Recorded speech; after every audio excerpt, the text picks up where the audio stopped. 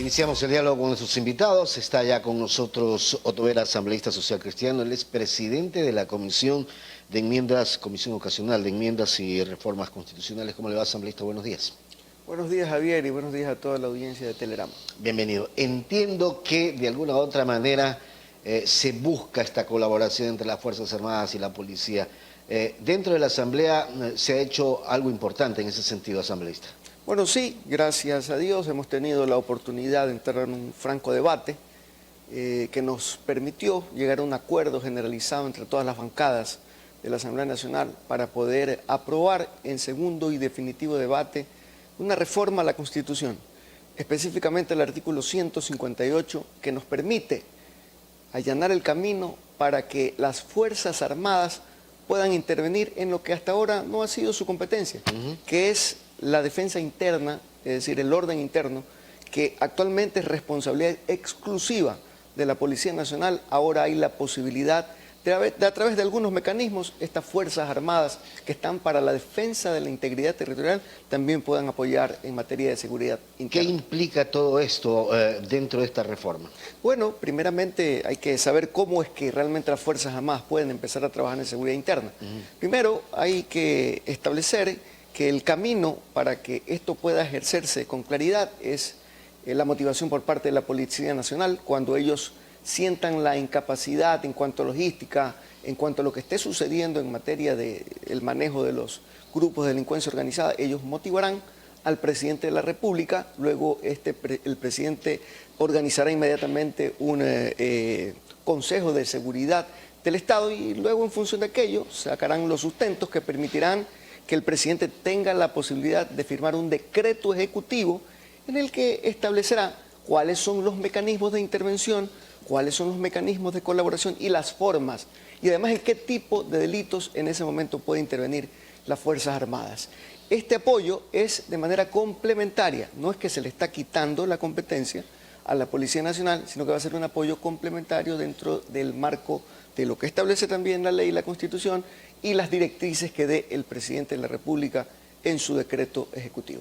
Es claro en ese sentido entonces esta reforma. Ahora, esto tiene que pasar por consulta popular. Sí, definitivamente. De hecho, Tiene que estar al dentro ser una reforma parcial a la Constitución, y de hecho, para poder llegar a un segundo debate, esto tuvo que haber tenido un camino, y el primer camino era el dictamen de procedimiento que estableció la Corte Constitucional, en donde te dicen cuáles son los mecanismos sobre los cuales tú tienes que basar esta reforma. Ya pasamos por todo lo que decía la ley, la primera discusión, el segundo debate, y una vez que inició este segundo debate, tenemos 45 días para convocar a un referéndum. Pero ¿qué pasa antes del referéndum? Desde luego tiene que haber un control constitucional, que esto lo da la Corte, y me imagino pues esta semana ya pasará a manos de la Corte, nosotros vamos a estar de la Corte Constitucional. Una vez que pase a manos de la Corte Constitucional, tendrá unos días, 2 semanas, 3 semanas máximo, en el que ellos tendrán que contestar la constitucionalidad de lo resuelto por la Asamblea Nacional, y después de eso tenemos un tiempo cortito para poder llamar a elecciones como Asamblea Nacional, en donde ya queda la pelotita en la cancha del Consejo Nacional Electoral. Claro, ahora, la Corte Constitucional puede hacer algunas observaciones, no es que necesariamente van a aprobar lo que ustedes aprobaron. Yo veo difícil realmente, es más bien un camino normativo que tenemos que seguir, porque ya nos dijo la Corte Constitucional cuáles eran los pasos que teníamos que seguir, cuáles eran las normas que teníamos que observar, y más bien es simplemente un procedimiento que tenemos que seguir. Así que lo que nosotros esperamos es que la Corte Constitucional acoja la reforma que ha hecho la Asamblea Nacional de manera rápida para poder convocar a este proceso electoral en el que ya serán los ciudadanos los que decidirán si es que están de acuerdo o no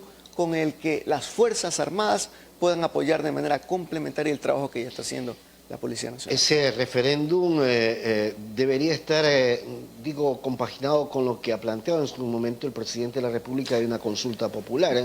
¿Ahí bueno, todavía o no? Todavía no lo ha planteado. Entiendo que esta semana van a hacer conocer a través de los medios de opinión pública, de los medios de opinión, cuáles son las preguntas que el señor presidente de la República aspira en esta consulta popular. Pero si en caso él ya tiene una planificación, aquí lo que tendríamos es que sentarnos. Yo creo que todos buscamos y tenemos el mismo objetivo. Claro. Seguramente el presidente va a hacer algunas preguntas relacionadas en materia de seguridad. Entonces, si estamos hablando del mismo tema, el Ecuador necesita seguridad, el Ecuador necesita volver a un estado de tranquilidad, tenemos que ponernos de acuerdo para que esa consulta popular caiga en las mismas fechas y de tal manera que pueda haber incluso una sola inversión, porque recordemos que cada vez que se llama una consulta popular, no menos de 50, 60 o 70 millones de dólares son lo que necesita el Consejo Nacional Electoral para poder hacer el Debería operativo. estar incluido en la app que anuncia o ha anunciado el presidente de la República en su momento. Es cuestión de que nos pongamos de acuerdo. Yo creo que como todos queremos el camino de la tranquilidad, vamos a coincidir. Dentro de la Comisión Ocasional de Enmiendas Constitucionales, ¿hay algún otro tema que están analizando? Bueno, hay algunas cosas realmente valiosas y aportes importantes que tienen que hacerse para reformar la Constitución, pero yo quisiera, antes de aquello, primero establecer la reunión de trabajo, que yo entiendo sería máximo mañana. Tengo que convocarla porque como recién asumimos esta comisión, nosotros estamos esperando primero que nos traspasen toda la información que la comisión en el periodo anterior trató en el marco de las enmiendas constitucionales. ¿Y qué temas hay ahí? De acuerdo a la ley, bueno, hay algunos, ¿no? No quisiera anticiparme, pero hay uno de los importantes que está planteando incluso una de las asambleístas, que es parte de la comisión, que son el fortalecimiento de los requisitos que necesita para participar en el tema de la asamblea. Pero yo creo que de la reunión de mañana ya establecemos nuestro plan de trabajo y una vez que está listo el plan de trabajo, sabemos cuál es la hoja de ruta que tenemos que seguir y daremos a conocer a la... Anunciarán al país. Entonces sí hay algunos temas que obviamente usted se señala que y hay que tomar ventaja. Nosotros no vamos a inventar el agua tibia, Javier. De hecho, en la lista que nos pasaron hay algunas cosas que incluso ya tienen dictamen de la Corte Constitucional. Que es más fácil todavía. Exactamente. Entonces nosotros no vamos a querer inventarnos un camino nuevo. De hecho, vamos a buscar acelerar todo. Sabemos que tenemos muy poco tiempo para estar en la Asamblea.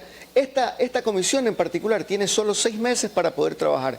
Y si es que quedan algunas cosas pendientes, nos darán un tiempo más, pero no creo que estemos todo el periodo de año y medio más o menos que nos toque estar como asambleístas. Así que tenemos que correr. No vamos a inventar el agua tibia, como les dije hace un instante, sino que vamos a buscar cuáles son aquellos cambios, modificaciones, sugerencias, reformas que ya tienen un camino trazado para ver la viabilidad de continuarlos. Y si hay algunas cosas adicionales que hay que reformar, desde luego también las impulsaremos.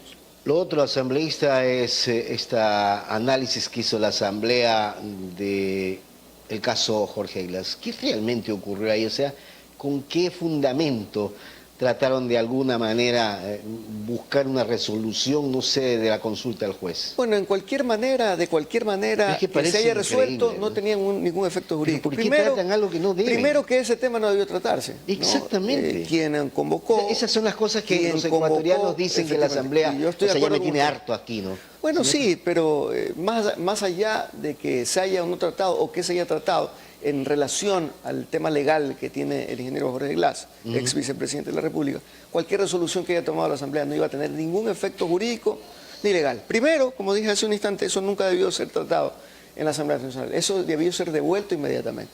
Razones habrá tenido quien estaba al frente de la Asamblea Nacional en ese entonces, que era la asambleísta Viviana Veloz, que lo puso en el orden del día. Y una vez que ha sido tratado o que se pone en consideración en el orden del día, también uno tiene que expresarse. Y por lo menos de nuestro lado, viendo todas las cosas que se han puesto a consideración, nuestra bancada había resuelto que nosotros sugiramos, independientemente de que sabíamos que eso no tenía ningún efecto jurídico, para nada iba a tener ningún efecto, nosotros habíamos apostado y lo habíamos dicho siempre, que íbamos a estar a favor de que continúe el juicio político correspondiente, el juicio penal correspondiente. Si no había efecto jurídico, o sea, es impresionante, insisto, asambleísta, el ecuatoriano está harto, asqueado de tantas cosas cuando la Asamblea trata temas como ese, que no tienen razón de ser jurídicamente.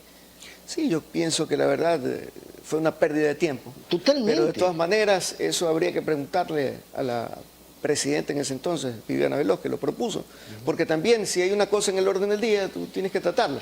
Salvo que no haya la posibilidad de tratarla. Hubieron algunas cosas, la verdad que la reunión se manejó de manera inadecuada. De hecho, fue tan coercitiva la dirección de la Asamblea que en ese tiempo la gente pedía la palabra, porque todos queríamos opinar. La idea era de que ese tema no hubiese sido tratado, pero simplemente hablaron 2 personas y simplemente se acabó el debate y mandaron a votación. Es decir, las bancadas estaban desorientadas algunas, nosotros siempre mantuvimos nuestra postura y bueno, salimos. Independientemente, nosotros mantenemos una coherencia entre lo que decimos y hacemos. Dijimos que íbamos de acuerdo en mérito a los elementos que se habíamos presentado, que íbamos a apoyar cualquier tipo de inicio de juicio, y eso es lo que hicimos, nos mantuvimos en aquello. Pero definitivamente que nosotros perdimos el tiempo porque sabíamos que ahí no iba a haber ningún efecto jurídico que iba a favorecer o desfavorecer a nadie en ese sentido. Eso estaba plenamente en manos del juez, que obviamente, más allá de lo que sabemos que ocurrió, que era un juez que envía un comunicado, que envía una carta pidiendo autorización, cuando sabemos que él también está involucrado en estos actos de corrupción. Es increíble. Lo otro, se aprobó este proyecto de ley de eficiencia económica y generación de empleo. Tienen ahora la responsabilidad del otro proyecto de ley que ha enviado el Ejecutivo, que también va con el carácter económico urgente. Entiendo que ya se ha dado, digamos que, luz verde al tema y que tiene que ser analizado. Me refiero al del fortalecimiento de la energía, ¿no?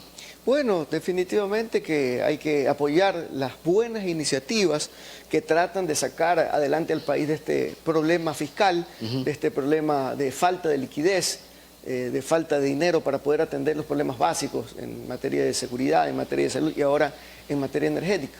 Hemos visto cómo en los últimos meses los negocios han tenido una caída terrible producto de estos cortes de energía eléctrica. Muchos han quebrado incluso, porque hay muchos negocios que dependen directamente de la energía eléctrica.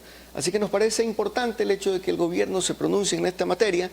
Ya el jueves pasado, entre miércoles y jueves, fue aprobado por el Consejo de Administración de la Legislatura para que tomen procedimientos, en este caso las comisiones correspondientes. Ya el proyecto está en manos también de los asambleístas para que en los próximos días, en el momento que haya el primer análisis para el primer debate en la Comisión de Desarrollo Económico, nosotros también vayamos a hacer nuestros aportes y lo que veamos que puede ser mejorar esta ley y lo que puede ser beneficioso para el país también lo vamos a hacer conocer.